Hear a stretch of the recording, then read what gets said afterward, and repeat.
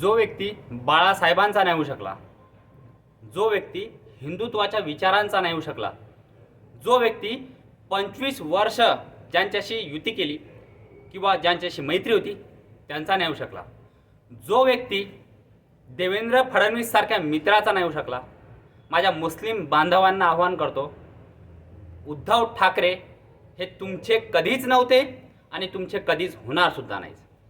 नमस्कार मित्रांनो, माझं नाव गोपाल काळे आणि तुम्ही बघत आहात द सेकंड ओपिनियन. मित्रांनो, मिलिंद नार्वेकर. व्हिडिओकडे वळण्याआधी प्लीज चॅनलला सबस्क्राईब करा, एक लाईक तर तुम्ही नक्कीच करू शकता. आज विषय आपला उद्धव ठाकरे यांच्याबद्दल. उद्धव ठाकरे, तुम्हाला मित्रांनो ती एक म्हण माहिती आहे का, बिन लोटे का पेंदा, पेंदे का लोटा, असं काहीतरी राहतं ना, की ज्या तांब्याला खालून बुडच नसतं आणि तो लोटत लोटत लोटत लोटत कुठेही जातो. त्या प्रकारची विचारधारा, त्या प्रकारचे गुण हे एका महान व्यक्तीच्या पुत्रामध्ये आहेत. बाळासाहेब ठाकरे, हिंदू हृदय बाळासाहेब ठाकरे यांना हिंदू हृदय सुद्धा म्हणणं सोडून देणारे उद्धव ठाकरे. औरंगजेबासारख्या नराधमाला मित्र शहीद झाला अशा प्रकारची भाषा करणारे. हो, मला हे माहिती आहे की औरंगजेब नावाचा एक शिपाई होता काश्मीरमध्ये, तो भारताच्या म्हणजे आतंकवाद्यांशी लढताना शहीद झाला. पण उद्धव ठाकरे त्यांचं नाव घेऊन कुणाला ॲड्रेस करत होते हे आपल्या सगळ्यांना माहिती आहे. वक्फ बोर्ड बिल याच्या अगेन्स्टमध्ये उद्धव ठाकरेंनी कशा प्रकारचा स्टँड घेतला आणि लातूरमध्ये शेतकऱ्यांना कशा प्रकारे वक्फ बोर्डाच्या नोटिसी गेल्यात, याच्यावरून तुम्ही लक्षात घ्या की योगी आदित्यनाथ जे म्हणतात बटोगे तो कटोगे, मित्रांनो ही खरी गोष्ट आहे. ख्रिश्चनांसाठी जगामध्ये 100 देश आहेत, मुस्लिमांसाठी जगामध्ये 52-55 देश आहेत, बुद्धिस्ट धर्मासाठी चायना आहे, जपान आहे, अजून कुठले देश आहेत.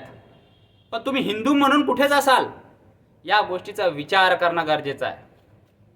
अफगाणिस्तानमध्ये जे राज्य करत होते त्यातला एक जो फॉरेन मिनिस्टर होता, तो आता एका डेव्हलप्ड नेशनमध्ये टॅक्सी चालवतो. मित्रांनो, त्याच देशामध्ये राहून जर देशासाठी काम केलं असतं तर तालिबान पॉवरमध्ये आली नसती आणि ही हालत झाली नसती. मित्रांनो, भारताचा इतिहास सुद्धा ह्या गोष्टींचा आपल्याला नमुने देतो. आपल्यातल्याच काही राजांना हाताशी धरून या आक्रांतांनी आपल्यावरती राज्य केलं. फूट पाडो राज्य करो, फूट पाडा आणि राज्य करा. इंग्रजांनी काय केलं मित्रांनो, कोणत्याही एका जातीला जवळ धरायचं, कोणत्याही एका राज्याला जवळ धरायचं आणि जो राजा स्ट्रॉंग होतोय त्याला आधी संपवायचं आणि त्यानंतर ह्या बाकीच्यांना संपवायचं. त्याच प्रकारची वृत्ती भारतामध्ये जाती जातीमध्ये द्वेष पसरवणारे जे साप भारतामध्ये आहेत आणि तुष्टीकरणच्या राजनीतीमध्ये डुबलेले हे जे साप आहेत, यांना हे कळत नाही की अधीर रंजन चौधरी, होय, मुस्लिमांसाठी कुठल्याही लेवलपर्यंत जाणारे त्यांचे मसीहा अधीर रंजन चौधरी. मित्रांनो, हे उदाहरण तुम्ही लक्षात घ्या. उत्तर प्रदेशमध्ये एक म्हण प्रचलित आहे, मुस्लिम कुणाला वोट करतात तर मुस्लिम उनको वोट करते हैं, पहले अपना भाई, फिर जो भाजपा हराई फिर सपाई. तुम्हाला वाटत असेल की असुद्दीन ओवैसी सारखा एक व्यक्ती उभा राहतो, तो हिंदूंना 15 मिनिट, ते आपण सगळा अकरुद्दीन ओवैसी तुम्हाला माहिती आहे, 15 मिनिटसाठी पोलीस हटवा मग काय होईल वगैरे त्या गोष्टी करतो. मुस्लिम त्यांना सुद्धा वोट देत नाही, म्हणजे मुस्लिम किती प्रोग्रेसिव्ह आहेत. मित्रांनो, तसं काही नाही. It is just a matter of numbers. जेव्हा त्यांना कळेल की आता आपल्या भावाला निवडून देण्यासाठी आपण पर्याप्त आहोत, तेव्हा सगळ्यात पहिला त्यांचा ऑप्शन असेल पहिले अपना भाई, फिर जो भाजपा हराई. अधीर रंजन चौधरी हे गेले 5 टर्मचे सांसद, वेस्ट बेंगॉल या राज्यातून ते मेंबर ऑफ पार्लमेंट बनतात. मित्रांनो, युसुफ पठाण, इरफान पठाणचे भाऊ, तिथून उभे राहिले आणि मुस्लिमांसाठी अविरल लढा देणारे अधीर रंजन चौधरी यांचा 1 लाखापेक्षा जास्त मतांनी पराभव हा मुस्लिमांनीच केला. सांगायचं तात्पर्य हे की जिथे जिथे ते सिग्निफिकंट नंबरमध्ये येतात तिथे मत हे फक्त आपल्या भावांनाच करतात. यावरून तुम्हाला काय समजायचं हे तुम्ही समजा. विषयाकडे वळतो. उद्धव ठाकरे. उद्धव ठाकरे हा वेषांतर केलेले एक असे व्यक्ती आहेत जे वरून तर हिंदूच्या गोष्टी करतात, पण आतून त्यांचं हृदय, वरून भगवे कपडे घालतात जे त्यांनी आता सोडलेले आहेत, पण आतून जे हिरवा कलर त्यांनी जो स्वीकारलेला आहे, सकाळी 9 वाजणाऱ्या भोंग्यापासून शिवसेना ही पहिले हिंदुत्ववादी पक्ष समजल्या जायची, त्यानंतर सेंटर राईट झाली, त्यानंतर महाविकास आघाडीसोबत जाऊन सेक्युलर सुद्धा झाली. टिपू सुलतान, मुंबईमधल्या गार्डनला टिपू सुलतान नाव देणं असो की आजानच्या स्पर्धा घेणं असो, आणि काय म्हणतात की आजानचा आवाज ऐकून सुकून मिळतो. हो, नक्कीच प्रत्येक धर्माचे श्लोक ऐकून, प्रत्येक धर्माच्या प्रेयर्स ऐकून माणसाला सुकून मिळतो. पण ह्या तुमच्या भाषा, मुस्लिमांचे मतदानाचा हक्क काढा, ही बाळासाहेबांची प्रखर भूमिका होती. तिथून मुस्लिमांच्या वक्फ बोर्डांच्या जमिनींचं संरक्षण मी करेल आणि कोण छीनू शकेल हे मी बघेल, या प्रकारचं वक्तव्य करणारे उद्धव ठाकरे. बाळासाहेब लावत नाही, कारण की त्यांना दुःख होईल. उद्धव ठाकरे. मित्रांनो, सांगायचं तात्पर्य एवढंच की मिलिंद नार्वेकर जे उद्धव ठाकरेंची सावली समजल्या जातात आणि प्रत्येक गोष्टीमध्ये उद्धव ठाकरेंसोबत असतात, त्या मिलिंद नार्वेकरांनी एक स्टेटमेंट दिलं किंवा त्यांनी एक ट्विटरवरती एक पोस्ट शेअर केली आहे आज 6 डिसेंबर रोजी किंवा या 1-2 दिवसामध्ये, की हे जर आमच्या शिवसैनिकांनी केलं असेल तर त्याचा मला अभिमानच आहे. माझ्या मुस्लिम बांधवांना माझं आव्हान आहे की आज मुसलमानांचा सगळ्यात मोठा नेता म्हणून तुम्ही उद्धव ठाकरेकडे बघितलं. धुळेसारखी मेंबर ऑफ पार्लमेंट म्हणजेच लोकसभेची सीट तुम्हाला माहिती असेल, जिथे बीजेपी 1,90,000 मतांनी समोर होती 5 कॉन्स्टिट्युन्सीमध्ये, फक्त मालेगाव सेंट्रल यांनी निवडणूक फिरवली आणि 1,94,000 मतदान हे मशालला करण्यात आलं.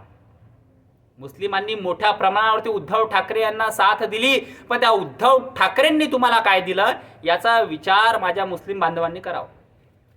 ते म्हणतात ना मित्रांनो, एक लग्न झालेला माणूस असेल किंवा बाई असेल, जर बाई एकदा घरातून पळून गेली तर ती तुमची नाही होऊ शकली तर ती दुसऱ्याची का होईल. त्याच प्रकारे माणूस सुद्धा घरातून एकदा दुसरीकडे तोंड मारायला गेला, तो तिचा नाही होऊ शकला तर दुसऱ्याचा काय होईल.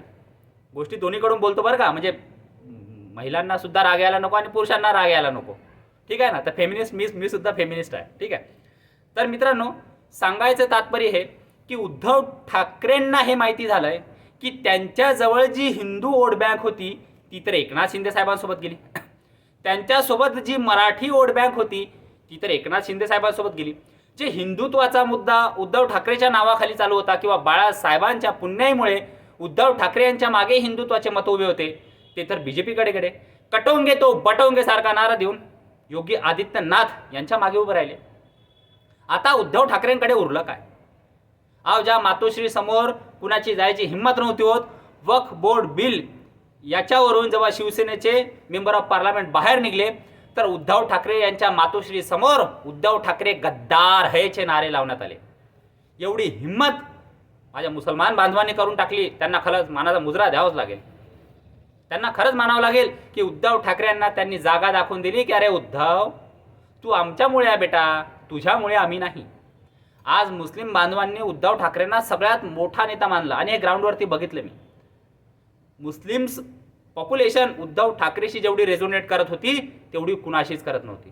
त्यांचा विश्वास ना शरद पवार साहेबांवरती होता ना काँग्रेसवरती होता. त्यांचा विश्वास फक्त होता तो उद्धव ठाकरेवरती. पण मित्रांनो, माझ्या मुस्लिम बांधवांनो, तुम्हाला एक आव्हान आहे. हा व्यक्ती तुमचा कधीच होऊ शकत नाही. त्याला जसं कळलं की 5 वर्ष आता येणारी आपल्याला सत्ता नाही, त्याच वेळेस त्या व्यक्तीने काय केलं, तर त्या व्यक्तीने सगळ्यात पहिले कोणती जर गोष्ट केली असेल तर ती म्हणजे तुम्हाला धुतकारून लावलं. बाबरी कोणी पाडली कोणी नाही याच्यावरती मी जात नाही, अशा गोष्टी भारतामध्ये व्हायला नको. पण मिलिंद नार्वेकर जे उद्धव ठाकरेची भाषा बोलतात, शब्द हे त्यांचे असतील, पोस्ट ही त्यांचे असतील, पण याच्या मागे विचार हा उद्धव ठाकरे यांचा आहे. तर मुस्लिमांना दुखवण्याचं काम ज्या प्रकारे मिलिंद नार्वेकर यांनी पोस्टमधून केलं, त्याच्यावर माझ्या मुस्लिम बांधवांना एक सांगू इच्छितो की या व्यक्तीला जर धडा शिकवायचा असेल, या व्यक्तीवरती विश्वास ठेवू नका. हा व्यक्ती कुणाचाच नाही. हा व्हिडिओ तुम्हाला कसा वाटला आणि तुमचं मत काय हे प्लीज कमेंट बॉक्समध्ये सांगा. प्लीज चॅनलला लाईक, शेअर आणि सबस्क्राईब करा. धन्यवाद.